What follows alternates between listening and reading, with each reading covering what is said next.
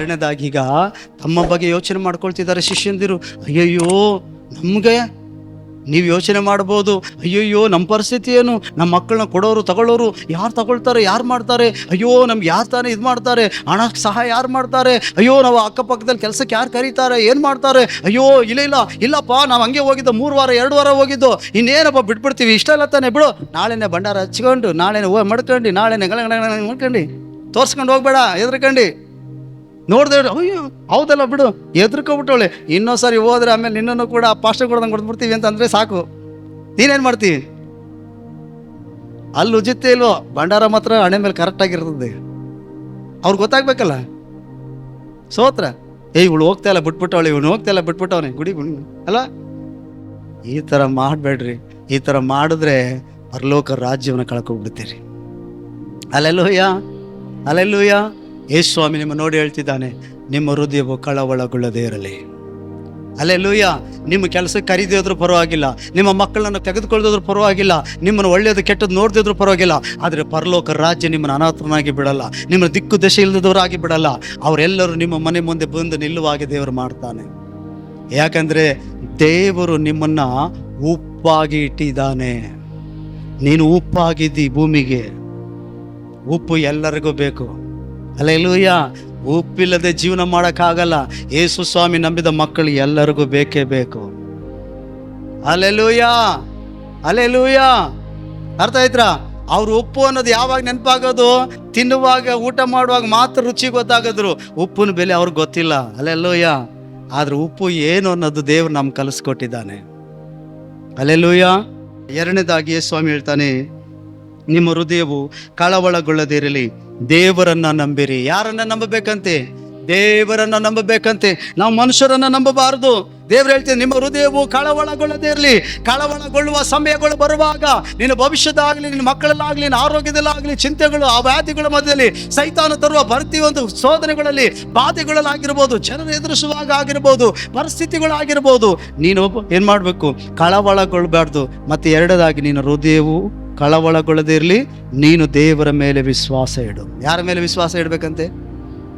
ದೇವರ ಮೇಲೆ ನಮ್ಮ ವಿಶ್ವಾಸ ಇಡಬೇಕಂತ. ಅಂತ ಸಮಯದಲ್ಲಿ ದೇವರನ್ನ ನಂಬಬೇಕಂತೆ. ಯಾಕೆ?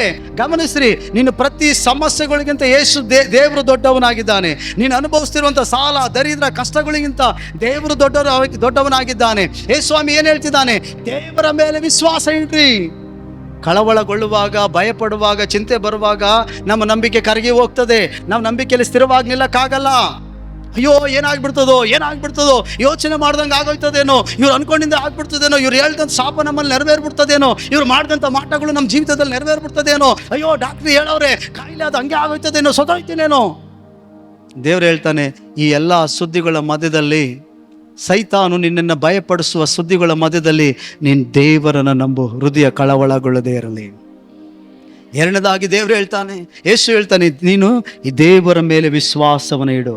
ಯಾರು ವಿಶ್ವಾಸ ಇಡಲ್ವೋ ಅವರು ಕಳವಳಗೊಳ್ತಾರೆ. ಯಾರಿಗೆ ವಿಶ್ವಾಸ ಇಲ್ವೋ ಅವ್ರಿಗೆ ಕಳವಳಗೊಳ್ತಾರೆ. ಅಯ್ಯೋ ಹೇಳಿದ್ದೆ ಆಗೋಯ್ತದೋ ಏನೋ ಅಂತ. ಆದರೆ ಯೇಸು ಸ್ವಾಮಿ ಹೇಳ್ತಿದ್ದಾನೆ ಗೊತ್ತಾ, ಇಲ್ಲಿ ಮುಖ್ಯವಾಗಿ ಗಮನಿಸಬೇಕಾದ ವಿಷಯ ಏನು ಗೊತ್ತಾ? ನಿನ್ನ ಹೃದಯದಲ್ಲಿ ಯಾವುದೇ ಸಂಗತಿಗಳು ಕಳವಳ ಬರಬೇಕಾದ್ರೆ ನೀನು ಮಾಡಬೇಕಾಗಿರೋ ಕೆಲಸ ಏನು ಗೊತ್ತಾ? ದೇವರ ಮೇಲೆ ವಿಶ್ವಾಸ ಇಡಬೇಕು. ದೇವರ ಮೇಲೆ ವಿಶ್ವಾಸ ಇಡಬೇಕು.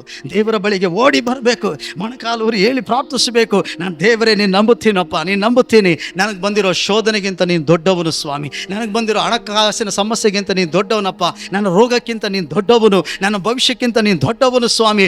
ಅಪ್ಪ, ನನ್ನ ಮಕ್ಕಳ ಭವಿಷ್ಯಕ್ಕಿಂತ ನೀನು ದೊಡ್ಡವನಪ್ಪ. ಸೈತಾನು ತೆಗೆದುಕೊಂಡು ಬರ್ತಿರೋ ಎಲ್ಲ ಸಂಗತಿಗಳಿಗಿಂತ ನೀನು ದೊಡ್ಡವನು. ನಾನು ನಿನ್ನ ನಂಬುತ್ತೀನಿ ಅಂತ ಹೇಳಬೇಕು.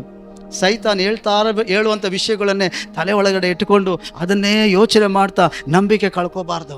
ಸೈತಾನ್ ಬಂದು ಹೇಳ್ತಾನೆ, ಇನ್ನು ಯಾವ ವರ ನಿನಗೆ ಸಿಗಲ್ಲ, ಯಾವ ರೀತಿಯಲ್ಲಿ ನಿನಗೆ ಭವಿಷ್ಯ ಕಟ್ಟಲ್ಲ, ಯಾವ ರೀತಿ ನಿಮ್ಗೆ ಉದ್ಧಾರ ಆಗಲ್ಲ, ನೀವು ತಲೆನೇ ಎತ್ತಲ್ಲ ಅಂತ ಹೇಳ್ತಾ ಇರ್ತಾನೆ. ಆಗ ನೀವೇನು ಮಾಡಬೇಕು? ಯೇಸು ಸ್ವಾಮಿ ಹೇಳ್ದಂಗೆ ನಾನು ದೇವರ ಮೇಲೆ ನಂಬಿಕೆ ಇಡ್ತೀನಿ. ಯಾಕೆ ನಂಬಿಕೆ ಇಡ್ತೀನಿ? ಇವೆಲ್ಲ ಸೈತಾನ್ ಹೇಳ್ತಿರುವಂಥ ಎಲ್ಲ ಆಲೋಚನೆಗಳು, ಸೈತಾನ್ ತರ್ತಿರುವಂಥ ಎಲ್ಲ ಪರಿಸ್ಥಿತಿಗಳು, ಅವನು ತೋರಿಸ್ತಿರುವಂಥ ಎಲ್ಲ ಬಲಹೀನತೆಗಿಂತ ದೊಡ್ಡವನು ಯಾರು? ದೇವರು ದೊಡ್ಡವನು, ಯೇಸು ದೊಡ್ಡವನು. ಯೇಸು ಸ್ವಾಮಿ ಏನು ಹೇಳ್ಕೊಡ್ತಿದ್ದಾನೆ? ನೀನು ದೇವರ ಮೇಲೆ ವಿಶ್ವಾಸವನ್ನು ಇಡು. ಯಾಕಂದರೆ ಕ್ಷಣ ಮಾತ್ರದಲ್ಲೇ ದೇವರು ಎಲ್ಲ ಪರಿಸ್ಥಿತಿಗಳನ್ನ ಬದಲಾಯಿಸಲಿಕ್ಕೆ ಸಾಧ್ಯ. ಹಲ್ಲೆಲೂಯ.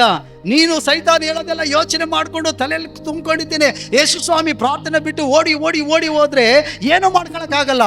ಆದರೆ ದೇವರ ಮೇಲೆ ನೀನು ವಿಶ್ವಾಸ ಇಟ್ಟು ದೇವರ ಬಳಿಗೆ ಬಂದು ಪ್ರಾರ್ಥನೆ ಮಾಡೋದಾದರೆ ದೇವರು ನಿನ್ನ ಸಮಸ್ಯೆಗಳಿಗಿಂತ ದೊಡ್ಡವನಾಗಿರುವಂಥ ದೇವರು ಅವೆಲ್ಲವನ್ನ ಮಾರ್ಪಡಿಸ್ತಾನೆ.